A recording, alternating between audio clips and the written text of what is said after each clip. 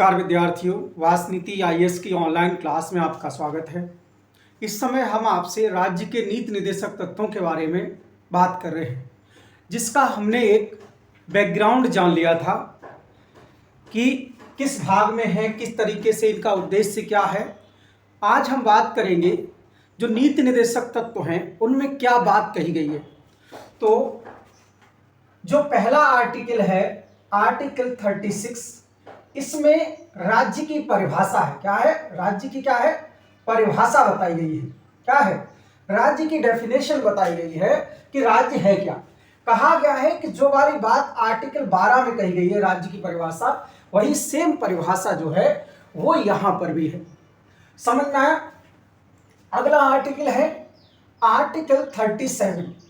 Article 37 कहता है कि जो राज्य के नीति निर्देशक तत्व हैं, क्या है? जो राज्य के नीति निर्देशक तत्व हैं वे प्रवर्तनीय नहीं। क्या नहीं है? प्रवर्तनीय नहीं, और साथ साथ जो है न्याय योग्य भी नहीं। मतलब न्यायालय द्वारा इनको लागू नहीं करवाया जा सकता, आदेश नहीं दिया जा सकता, और साथ साथ न्यायालय में इनके विरुद्ध नहीं जाया जा सकता। सही है?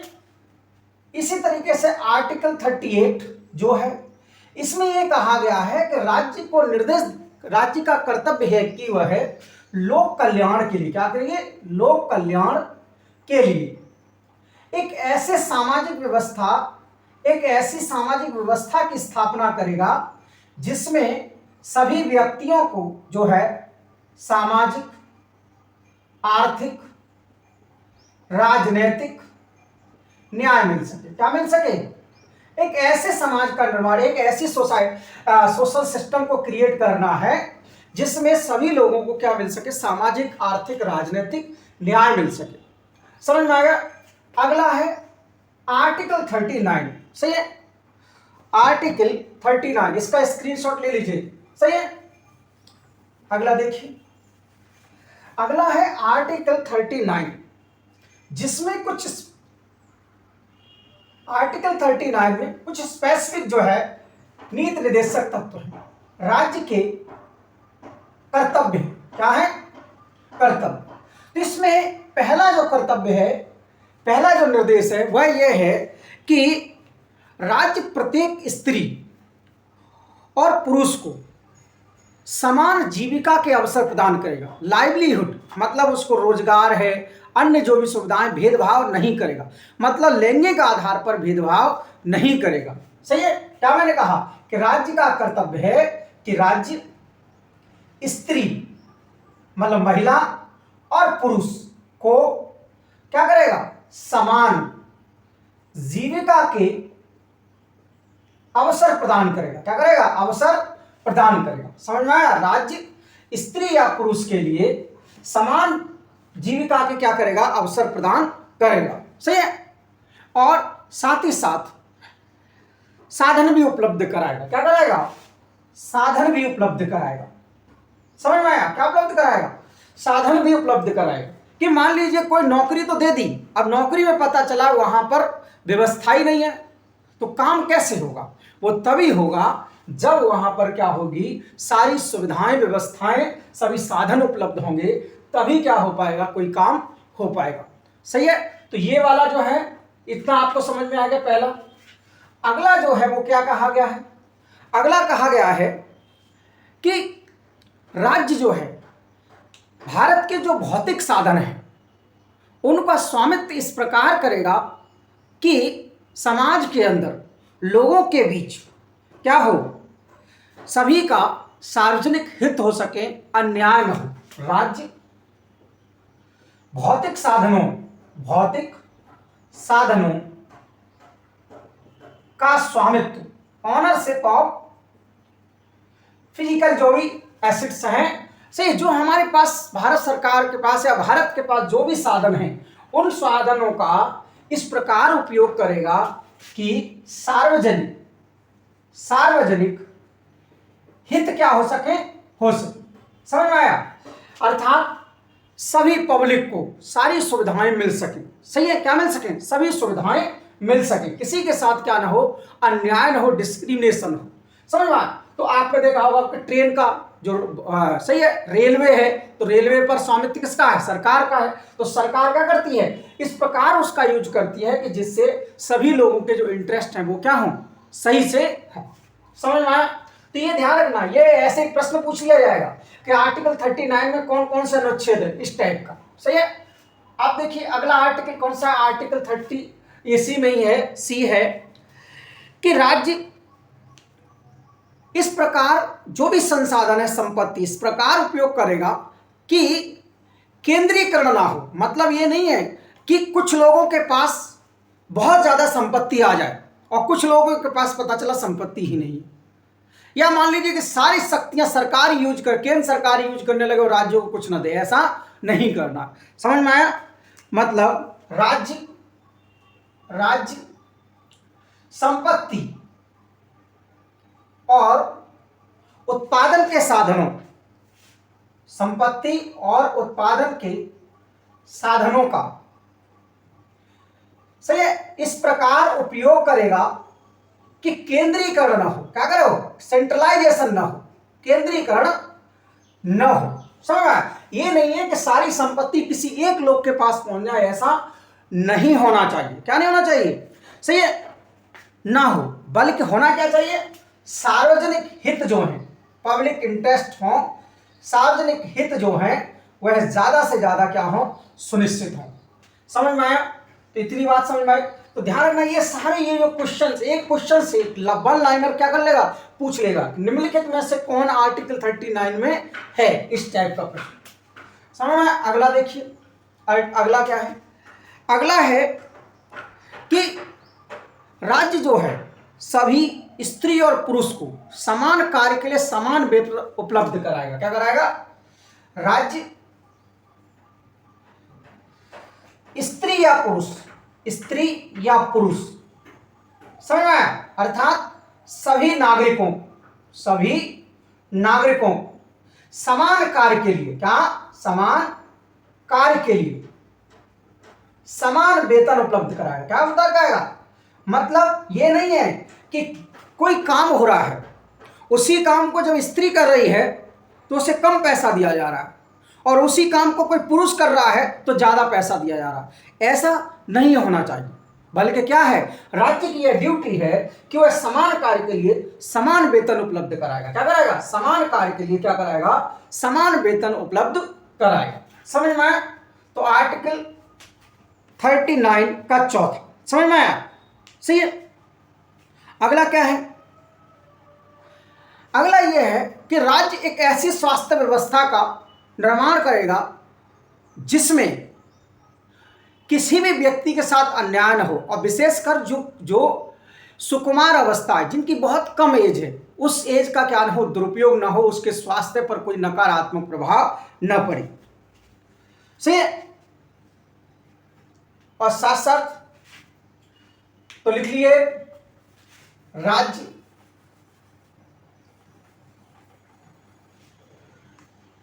समझ में आया? ई राज्य श्रमिकों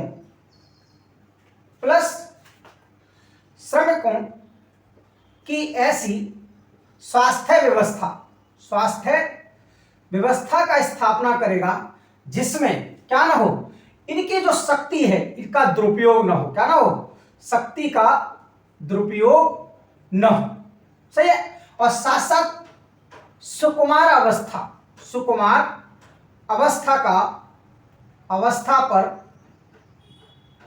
का क्या ना हो? दुरुपयोग न हो, अर्थात इनके स्वास्थ्य पर कोई भी गलत प्रभाव न पड़े। सही है। जैसे मान लीजिए एक छोटे से बच्चे से मान लीजिए काम करवाया जा रहा है, तो इसका मतलब उसका क्या किया जा रहा है? दुरुपयोग किया जा रहा है। क्या हो जा रहा है? समझ में आया? सुकुमार अवस्था जो है उसका क्या नहीं होना चाहिए? दुरुपयोग नहीं होना चाहिए। सही है। अगला इसी में ही है कि राज्य जो है, राज्य ऐसी व्यवस्था करेगा या सुविधाएं उपलब्ध कराएगा, राज्य ऐसी व्यवस्था उपलब्ध कराएगा जिसमें सभी नागरिकों को अवसर मिल सके, क्या है, अवसर मिल सके, और साथ साथ बच्चों और युवकों का शोषण न हो। क्या है, बच्चों और युवकों का शोषण न हो, युवकों का क्या न हो, शोषण न हो। समझ में आया, क्या न हो, एक ऐसी स्वस्थ व्यवस्था बनाएगा जिसमें सभी को क्या मिले, अवसर मिले, और बच्चों और युवकों का क्या न हो, शोषण न हो, एक्सप्लॉयटेशन न हो। साथ ही साथ वो अपना कोई नैतिक जो है परित्याग न करे, मतलब अनैतिक ना हो जाए। क्या ना हो जाए, अनैतिक ना हो। समझ में आया, क्या ना हो, अनैतिक ना हो। सही है, तो ये एफ समझ में आया, ई एफ समझ में आया। ये तो राज्य एक ऐसे स्वस्थ व्यवस्था का निर्माण करेगा जिसमें सभी को क्या मिल सके, अवसर मिले, बच्चे और युवक जो है उनका शोषण ना हो, और साथ ही साथ वो कोई भी अनैतिक कार्य ना करे। क्या ना हो, अनैतिक कार्य न करें। सही है, कोई डाउट? तो ये वाली बात सही है। तो ये प्रश्न भी कई बार क्या किया जाता है, पूछा जाता है। तो ये है आर्टिकल 39, समझ में आया।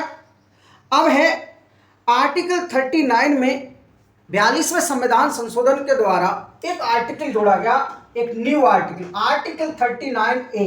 सही है, क्या जोड़ा गया, आर्टिकल 39A जोड़ा गया, और इसमें कहा गया कि राज्य जो है समान न्याय और निःशुल्क विधिक सहायता उपलब्ध कराएगा। क्या कराएगा, सही है, 42वें संविधान संशोधन 1976 में, तो समान न्याय और निःशुल्क विधिक सहायता, निःशुल्क विधिक सहायता प्रदान करेगा। क्या करेगा, विधिक सहायता प्रदान करेगा। समझ में आया, कि राज्य जो है समान न्याय और निःशुल्क विधिक सहायता क्या करेगा, उपलब्ध कराएगा, प्रदान करेगा। समझ में आया, कोई डाउट? आर्टिकल 39 में ये वाली बात कही गई है 42वें संविधान संशोधन 1976 द्वारा। तो ये आर्टिकल में बहुत ज्यादा पूछा जाता है। समझ में आया, क्या किया जाता है, बहुत ज्यादा क्या किया जाता है, पूछा जाता है। तो आपको इसको भी क्या करना है, ध्यान में रखना है। सही है, तो ये है आर्टिकल 39।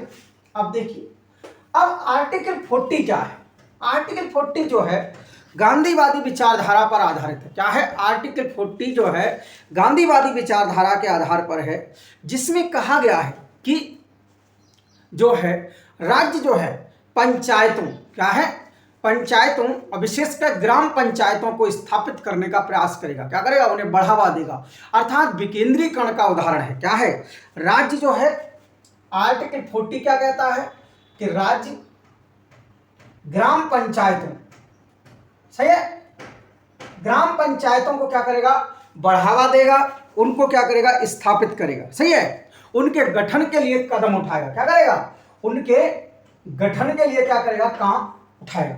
तो ध्यान रखना, ये जो पंचायतों वाला कॉन्सेप्ट है, ये क्या है, गांधीवादी विचारधारा पर आधारित है। क्या है, गांधीवादी विचारधारा पर आधारित है। सही है, और स्थानीय लोकतंत्र को बढ़ावा देता है। किसको बढ़ावा देता है, स्थानीय लोकतंत्र को बढ़ावा देता है। यह विकेंद्रीकरण को बढ़ावा देता है। सही है, क्या देता है, समझ में, क्या देता है, यह वास्तविक लोकतंत्र की बात करता है। वास्तविक लोकतंत्र कब होगा, जब गांव का व्यक्ति भी क्या हो जाए, लोकतंत्र में शामिल हो जाए, तो वास्तविक लोकतंत्र को रिप्रेजेंट करता है। समझ में आया, क्या रिप्रेजेंट करता है, वास्तविक लोकतंत्र। ये सारे प्रश्न क्या है, पूछे गए हैं एग्जामों में। समझ में आया, इसी को ध्यान में रखते हुए 73वां संविधान संशोधन किया गया। क्या किया गया, 73वां संविधान संशोधन किया गया। कब, 1992 में, और जो कि पंचायतों से संबंधित था। क्या था, पंचायतों। इसके तहत संविधान में भाग 9 जोड़ा गया। क्या जोड़ा गया, भाग 9 जोड़ा गया। समझ में आया, क्या जोड़ा गया, भाग 9 जोड़ा गया, और अनुसूची जो है 11 अनुसूची जोड़ी गई। कौन सी 11 नंबर की, 11वीं अनुसूची जोड़ी गई। इसी तरीके से शहरों के लिए 74वां संविधान संशोधन किया गया 1992 में। सही है, ये भी जो कि किससे संबंधित है, नगर पालिकाओं से संबंधित था। किससे संबंधित है, नगर पालिकाओं से संबंधित है। समझ में आया, इसके तहत भाग 9A जोड़ा गया। क्या जोड़ा गया, भाग 9A जोड़ा गया। तथा अनुसूची 12 जोड़ी गई। सही है, 12 जोड़ी गई। अर्थात इस अनुच्छेद को लागू करने के लिए 73वां और 74वां संशोधन किया गया। इसका ऑब्जेक्टिव है कि डिसेंट्रलाइजेशन को बढ़ावा देना। सही है, क्या विकेंद्रीकरण। विकेंद्रीकरण का मतलब है कि शक्तियों का डिस्ट्रीब्यूशन। सही है, सेंट्रल गवर्नमेंट से लेकर के स्थानीय स्तर तक, गांव के लेवल तक। तो इसीलिए गांव का जो सरपंच होता है, प्रधान होता है, उसको क्या मिली होती है, पावर मिली होती है। वहां पर भी बाकायदा पूरा एक एडमिनिस्ट्रेशन होता है। सही है, सचिवालय बना होता है, पंचायत सचिवालय आपके गाँव में भी होगा। सही है, यह रियल लोकतंत्र की बात करता है, वास्तविक लोकतंत्र की बात करता है। समझ में आया? सही है, यह किस विचारधारा पर आधारित है, गांधीवादी विचारधारा पर क्या है, आधारित है। समझ में आया?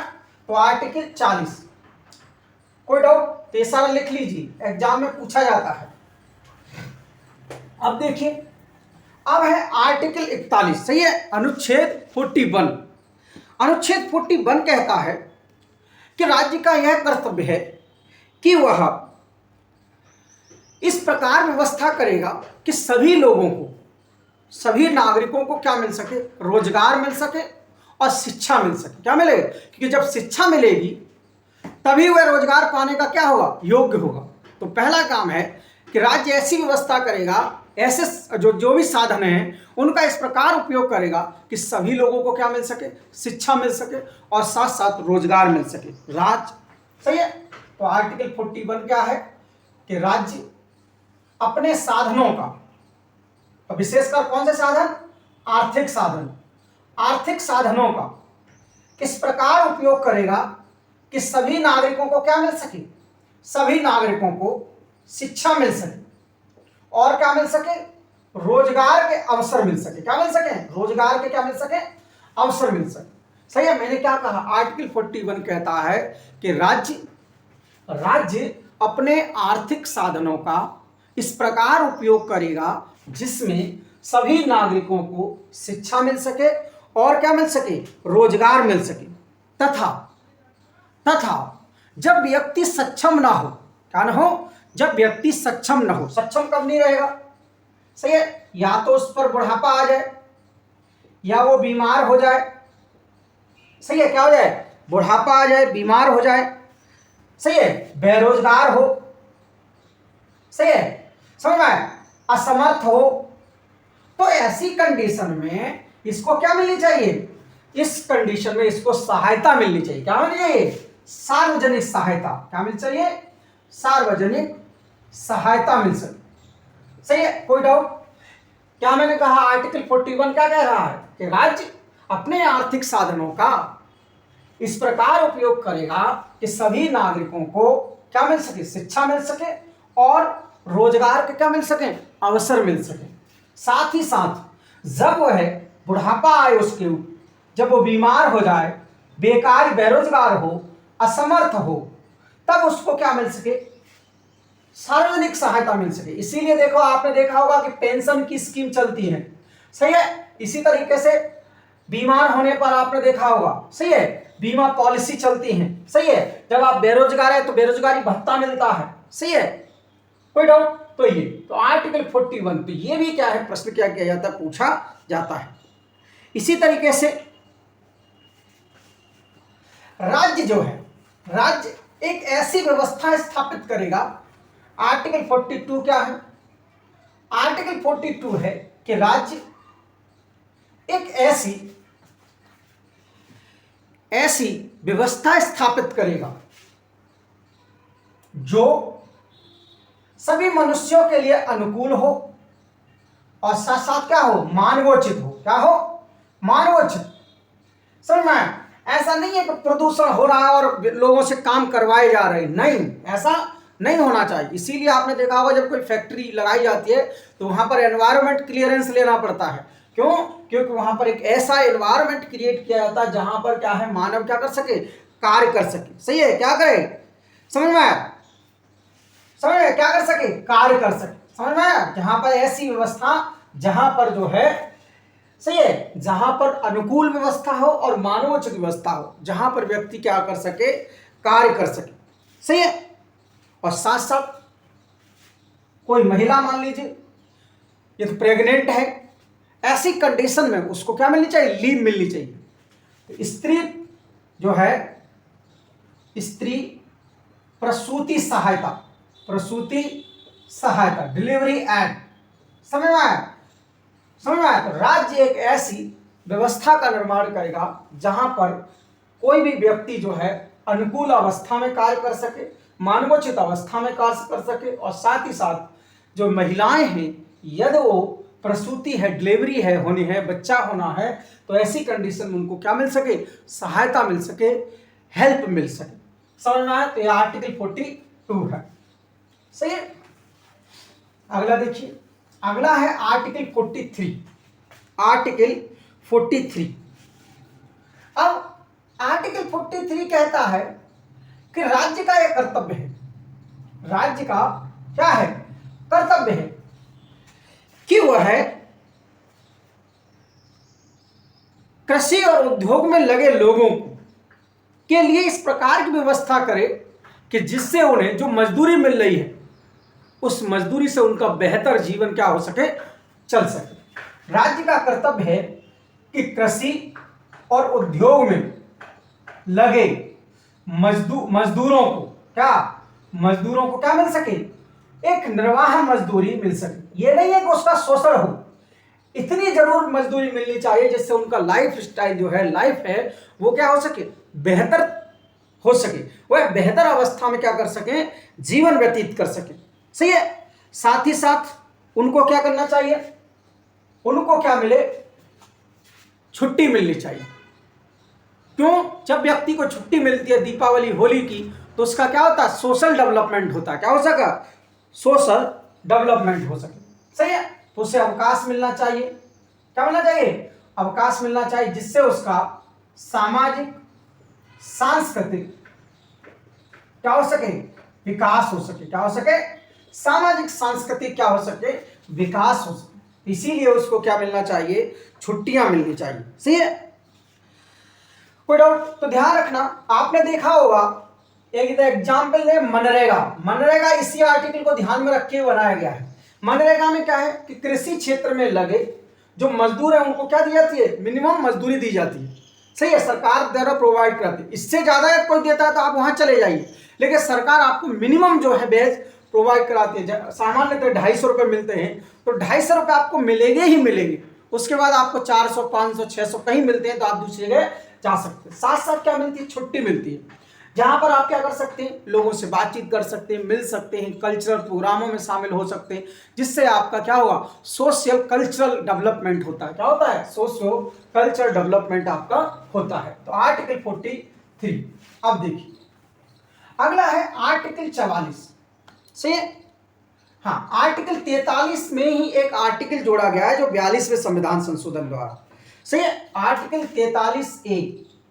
सही है। 43A जोड़ा गया है, जिसमें क्या कहा गया है कि राज्य ऐसी व्यवस्था करेगा कि किसी उद्योग में जो कार्य कर रहे हैं लोग, कर्मचारी लोग हैं, वो भी क्या हो सके? मैनेजमेंट में क्या हो सके? पार्टिसिपेट कर सके। सही है। राज्य औद्योगिक क्षेत्र में कार्य कर रहे जो लोग हैं वो क्या हो सके? प्रबंधन में भागीदार हो सके। सही है। देखिए, पहले क्या माना जाता था कि उद्योग का जो मालिक है वो ही सब कुछ है, जबकि अब ऐसा नहीं है। कोई भी व्यक्ति उद्योग का मालिक नहीं है, वह क्या है? सभी लोग उसमें मिलकर के कार्य करते हैं। इसीलिए आपने देखा होगा कि अब कंपनियों में जो वर्कर्स होते हैं, जो एम्प्लॉय होते हैं, उनको भी शेयर दिया जाता है। सही है। जिससे वो ये महसूस कर सके, नहीं मैं इस कंपनी का क्या हूं? मालिक हूं। और जब उनको ये महसूस होता है कि मैं इसका मालिक हूं, तो वो और बेहतर तरीके से क्या करते हैं? कार्य करते हैं। ये वाला जो आर्टिकल है बच्चों, ये जोड़ा गया 42वें संविधान संशोधन के द्वारा। सही है। 1976 में। कब जोड़ा गया? 42वें संविधान संशोधन 1976 के द्वारा क्या किया गया है? जोड़ा गया है। समझ में आया? तो आर्टिकल 43। अब देखिए, अगला आर्टिकल है आर्टिकल 44। समझ में आया? आर्टिकल 44 जो कि किससे संबंधित है? यह है समान नागरिक संहिता। आर्टिकल 44 कि राज्य जो है भारत में एक समान नागरिक संहिता बनाने का प्रयास करे, समान नागरिक संहिता बनाने का क्या करेगा, प्रयास करेगा। देखो, व्यक्ति जो है समाज में रहता है, कहाँ रहता है, व्यक्ति समाज में रहता है और समाज में रहते हुए विभिन्न संबंधों के साथ वह इसका क्या होता है, सही है, साथ रहता है। अब ऐसी कंडीशन में डिस्प्यूट आते हैं, क्या रहते हैं, जैसे अगर हम बात करें शादी के बाद जो है कई समस्याएं आती हैं, जैसे तलाक लेना है, सही है, दत्तक पुत्र लेना है, जमीन का से संबंधित मामले हैं। तो इन सब मामलों के लिए क्या आना चाहिए, एक पूरे देश के अंदर एक समान कानून होना चाहिए। क्या होना चाहिए, एक समान कानून होना चाहिए। इसी के लिए समान नागरिक संहिता क्या है, समान नागरिक संहिता है। ध्यान रखना, इसको लेकर के बहुत ज्यादा विवाद है, ध्यान रखना, इससे शादी से कोई लेना देना नहीं है। हर व्यक्ति, हर धर्म का अपना क्या है, अपना एक क्या है, कल्चर है, उस कल्चर के अनुसार शादी कीजिए, लेकिन शादी करने के बाद जो समस्याएं होंगी उनका खत्म करने का तरीका क्या होना चाहिए, सेम होना चाहिए। जैसे मान लीजिए कि तलाक, तो तलाक लेने के लिए दो व्यक्ति सेपरेट होना चाहते हैं, अलग रहना चाहते हैं, तो उनके लिए क्या है, अलग अलग कानून नहीं होना चाहिए, उसके लिए क्या है, सेम कानून होना चाहिए। तो ये है समान नागरिक संहिता, सही है। तो आर्टिकल 44, सही है, इस पर हम एक पूरा डिटेल में डिस्कशन करेंगे कभी, सही है। तो ये तो आर्टिकल 44, तो इतना आपको समझ में आ गया होगा। और अगली क्लास में हम आर्टिकल 45 से लेकर के 51 के बीच में क्या करेंगे, बातचीत करेंगे। तो मुझे उम्मीद है कि आपको समझ में आ गया होगा, सही है। तो आज हमने आर्टिकल 38, 39, 40, 41 और 42, 43, 44 तक आपसे हमने क्या किया, चर्चा की। तो मुझे उम्मीद है कि आपको समझ में आ गया होगा। चैनल को ज़्यादा से ज़्यादा लाइक